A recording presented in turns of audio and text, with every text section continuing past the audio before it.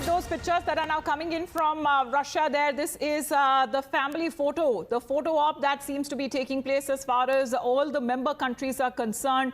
Right at the center, playing host is Russia. To his left, as far as Vladimir Putin, was Prime Minister Narendra Modi. To his right was the Chinese President Xi Jinping. As you can see, as far as the positioning there, the world leaders, as you can see, they're positioning the new member countries of the BRICS Summit, all of them being part of this summit that is being hosted by Russia. As far as today's meeting is also concerned, this is the 16th summit of BRICS grouping that also is coming on the heels of major developments that has been taking place across the world. India playing a major role in this as far as the warm relations that India shares with both Russia, and also today being the focus and highlight would be on the Chinese bilateral with the Chinese President Xi Jinping that will be taking place in some time from now. So as far as the first day is concerned, where Prime Minister wrapped up with his bilaterals, the meetings that happened with the Russian President Putin and also with the Iranian President, and assuring India's commitment to providing all possible assistance, especially when it comes to ending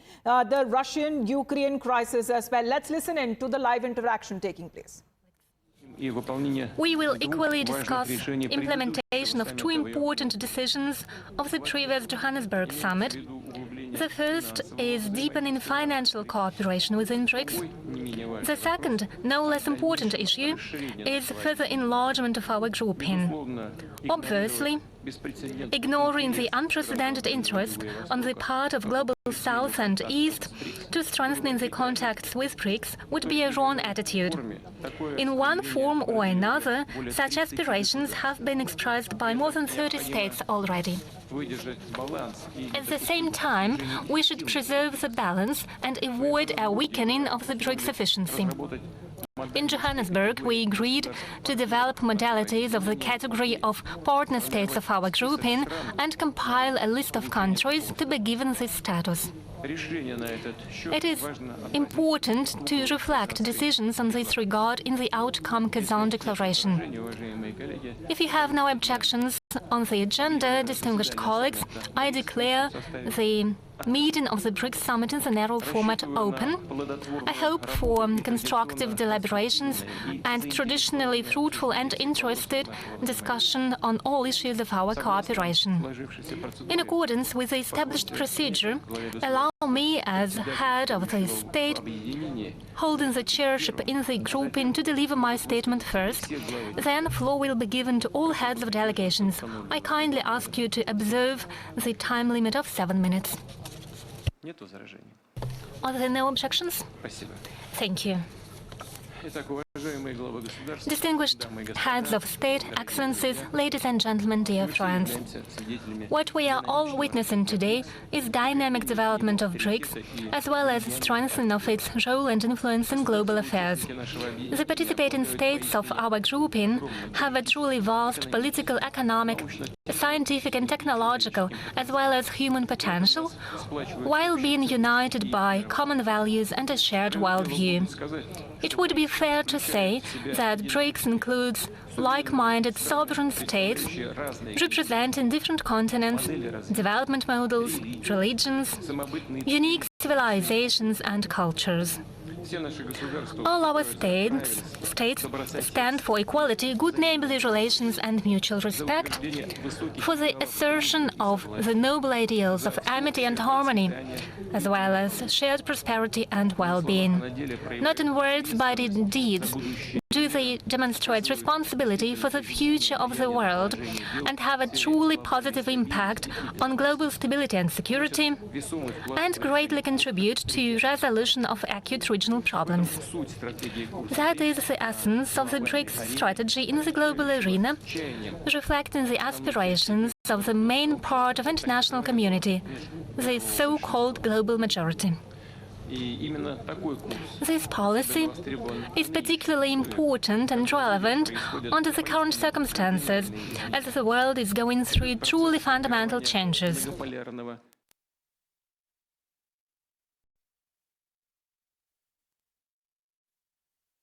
The BRIC leaders there as President Putin is concerned. We are looking at those pictures right after that family photo or this photo op that is now taking place as far as the plenary session, the visuals that have been coming in. And of course, the much anticipated bilateral that would be taking place after this, which is now expected. A pivotal moment between India-China relations where the two leaders are likely to engage in discussions over the recent agreement on patrolling along the LAC and other areas of shared interest like trade as well. We have Srinjoy and Rishabh who continue to be with us. Srinjoy, the positioning there, if we talk about this family photo, right at the center, host country.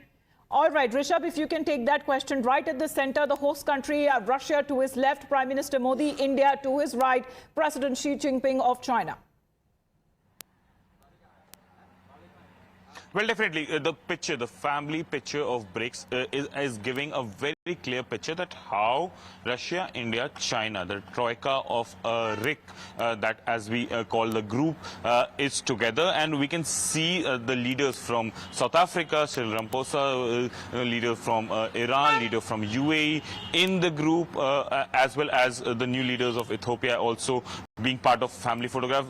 The President Lula from Brazil could not join physically this BRICS summit, given that he had a head injury earlier this week, and for that reason he could not travel to Kazan, but he's joining in virtually is what we're given to understand, and his delegation is there in person, led by the Foreign Minister of Brazil. Apart from that, if we talk about this family picture, what does this give? And you can see that how the host has kept both India and China very close, and that shows Russia's global standing as well, where Russia do believe that China definitely is an ally and has been standing, being an anti-West country, has been standing very closely with Russia since the crisis with Ukraine began.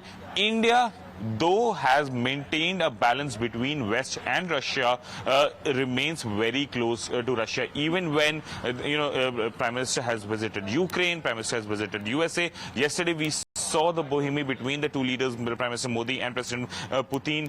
President Putin even went on to say that to discuss things with Prime Minister Modi, I do not need a translator, to which there was a laughter in the room where the delegation level talk was happening. But that showcases that how close the leaders are, and when the leaders are close, things be it diplomatic, be it defense, be it strategic, things between the countries are ironed out in a way better manner than others. And that is the reason that we see the bohemia between India and Russia and the closeness between India and Russia. Having said that, at the opening session we heard President Putin speaking. Now at a closed session, now the other leaders will speak. This is a closed session that has just begun.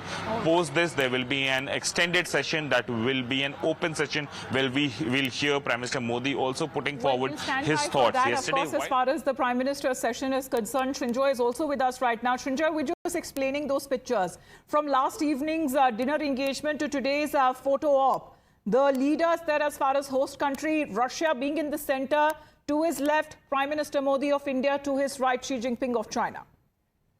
Well, that's what you expect. These are the two biggest countries in BRICS. Apart from Russia, the host, are the two most populous countries, the two biggest economic powers outside Russia and America. So very, very clearly, they have to be on both sides of Vladimir Putin. It's a clear understanding that China and India are the two biggest powers in BRICS. They are the largest economies in BRICS. And therefore, China being the second and India fifth or sixth, however you calculate it. So naturally, that is there.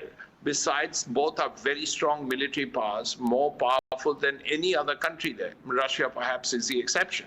So as a result, you would naturally have these two countries on both sides of the host. I mean, there is no doubt about that. Besides, this is also a way of Vladimir Putin telling the world that, look, China is close to us, China is on our side, and India is our friend. But we were just talking about that, Srinjoy, with Rishabh as well, to understand that this, as far as the grouping of BRICS is concerned, It is where there are no Western countries. This is a non-West grouping, this summit that is taking place, but it should not be looked upon as an anti-West grouping. However, as we talk about when it comes to the most anticipated and most pivotal role that would be playing, because we've been talking about Rishabh as far as India-Russia relations are concerned, that seemed to be on track, but more importantly would be cementing ties with our neighbor, which is China. Well, definitely, India-China is something that is being looked upon and has been very looked upon very, with anticipation in last 1 week. We have been talking about both the leaders being on the same platform, but since the agreement has been arrived and there is a confirmation now to our news as well, to our story as well, that there will be a bilateral between India and China. Definitely, a thaw in India-China relationship is something that everyone is looking at. Remember, two most populous country, almost 1.4 billion each, and more than that for that matter, which makes it 2.8 billion people here in two countries, and the leaders of these two countries meet after almost a gap of 5 years from as we saw from Mahabalipuram to Kazan. Things have changed a lot. Galwan has happened, the standoff in eastern Ladakh sector has happened. Now when these leaders meet, it would be very interesting to see how things unfold. Experts believe that this will further cement India-China relationship, and a new dawn is about to begin in the India-China relationship. Remains to be seen how things will unfold, given that there have been many instances where such idioms have been used for India-China relationship. This time around in Kazan, when the leaders meet, it would be interesting to see how the boundary issues are discussed. Remember, we have an unresolved boundary issue with China for over 7 decades now. Eastern sector is just a small section or sector of that whole boundary issue. Be it in Ladakh. Relations between India and China, and India giving out that statement and China affirming it as far as there has been a breakthrough between the relations of the two countries. In fact, China going on to say that they are looking for a speedy and a quick solution as well. However, there are still questions and suspicion and skepticism that continues on part of the opposition here back home. Right ahead of this bilateral that will be taking place in a short while from now between the leaders of India and China, Congress's Jairam Ramesh seems to be hurling a fresh jibe at the centre. He seems to be questioning about the patrolling question, saying that this is a DDLJ kind of a jibe, Meghna, that Congress's Jairam Ramesh seems to have taken. What is he saying? Well, absolutely, Amita. In fact, this is the statement issued by Jairam Ramesh, the General Secretary of Congress, and he has said, this is the DDLJ reference, saying that a profound insult to our fallen soldiers, he is referring to Galwan here, it also had legitimized in China's aggression and thereby impeded the timely resolution of the standoff at the LAC. The Modi government's approach to the entire crisis which happened in Galwan could be described as DDLJ, deny, distract, lie and justify. He then goes on to ask certain questions of the centre. First is, will Indian troops be able to patrol up to our claim line in Depsang to the 5 patrolling points past the bottleneck junction as they were able to earlier? Will our troops be able to reach the 3 patrolling points in Demchok as well? Will our soldiers continue to be restricted to finger 3 in Pangong So when earlier they could go as far as finger 8? He also says, are our patrols permitted to now access the 3 patrolling points at the Gogra Hot Springs area that they could earlier go up to? Will Indian glaciers once again be given the right to access traditional grazing grounds in Helmet Top as well as others? Are the buffer zones that our government ceded to the Chinese, as he has claimed that ceded to the Chinese, which included the site of a memorial in Rezalang La to the war hero and posthumous Paramveer Chakra awardee Major Shaitan Singh, now a thing of the past. So these are certain posers that the Congress now puts to the centre. All right, Meghna, thank you very much for joining in. Well, questions still remain on part of the opposition, the Congress raising those questions, saying that there are series of issues that still lie with when it comes to the relations between India and China. Have they all been resolved as far as the questions that are now being put forth? Because here, when it comes to the analogy that is now being raised, Rishabh, of DDLJ, it is not a movie, but DDLJ for Congress stands deny, distract, lie and justify. That is the jibe that they are taking.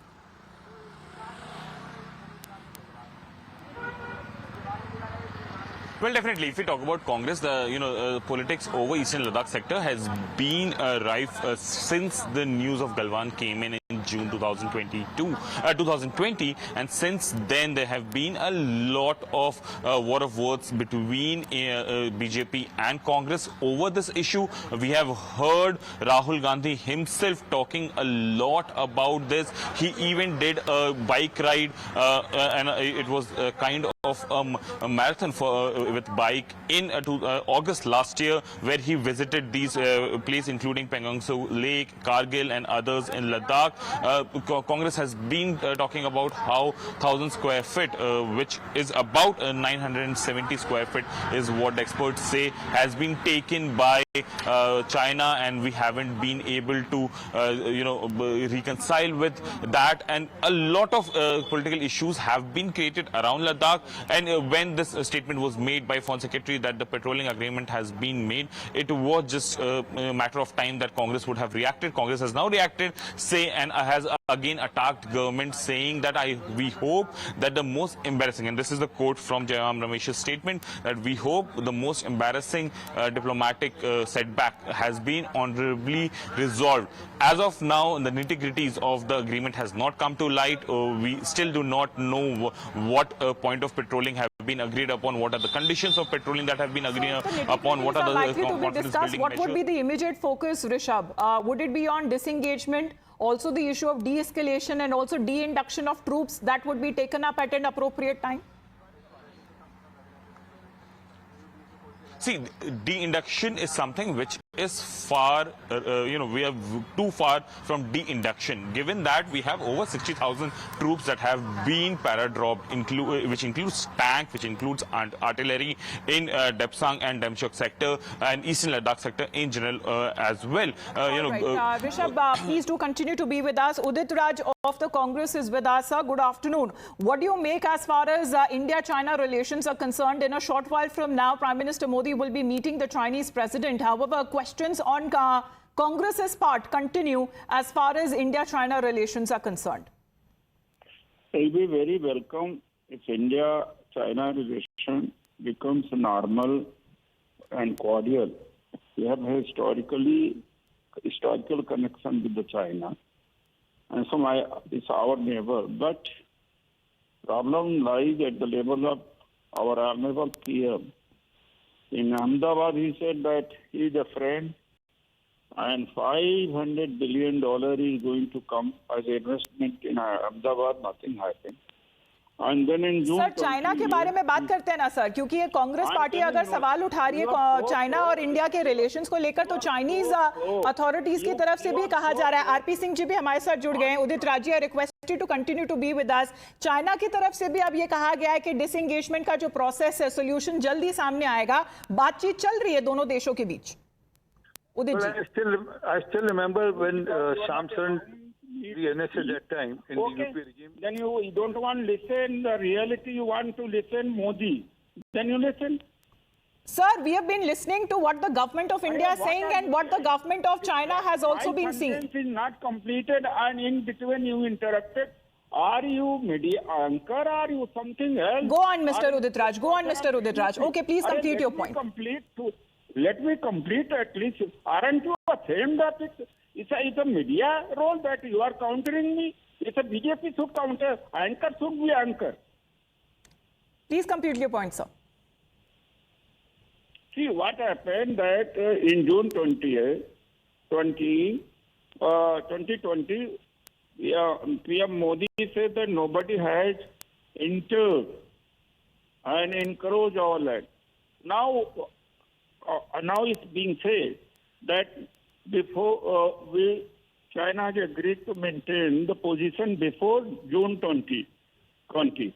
That means China main incursion. That means China entered in our country. That itself a force. And one. And secondly, that I'm saying that if our relationship with China become good or cordial. Mr. Udit Raj, with your permission, can I take a counter now from the BJP side, sir? because they also want to respond to the questions that are now being raised by the Congress party. I've given you appropriate amount of time to actually put forth your point. Yes, Mr. R.P. Singh. I thought Udit Raj is an ex-IRS officer, and then he should be an intelligent man to understand the subject better than Mr. Jairam Ramesh.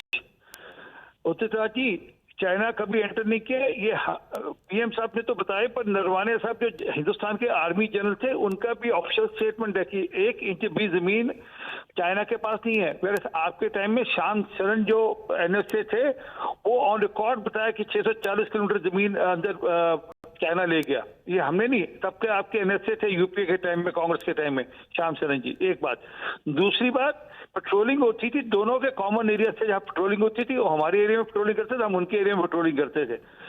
वो दोनों के areas में क्योंकि झगड़ा हुआ आपस में, इस कारण से दोनों एरियाज पे पेट्रोलिंग होनी बंद हो गई और दोनों एरियाज में वहां पर आर्मी प्लेस कर दी गई। और हमने 4 साल आर्मी प्लेस करके रखी है अपनी वहां पर, इसलिए रखी कि वो हमारे एरिया में ना घुसे, हम उनके एरिया में वो, और हम उनके एरिया में घुस सके, उन्होंने अपनी आर्मी प्लेस करी। उनका सवाल ये है आरपी सिंह जी की जो स्थिति पहले जून 2020 से पहले थी, क्या उसी को वापस आया? क्योंकि और भी सवाल अभी उठ गए हैं, क्योंकि वो डीडीएलजे की एनालॉजी दे रहे हैं सर। डीडीएलजे उनकी तरफ से मूवी नहीं है। DDLJ now stands for deny, distract, lie and justify. 10 seconds sir. Well, there can be nothing above the bilateral relationship where the agreements are being made public by both the countries. There can be nothing above that. But they have to they are in denial on that agreement which Mr. Rahul Gandhi has signed with the Communist Party of China. The day they make that public, then all right. So you're saying with the developments as far as the two nations are concerned, Congress Party continues to remain in denial mode. Thank you very much, Mr. Udit Raj, Mr. R.P. Singh, for joining us.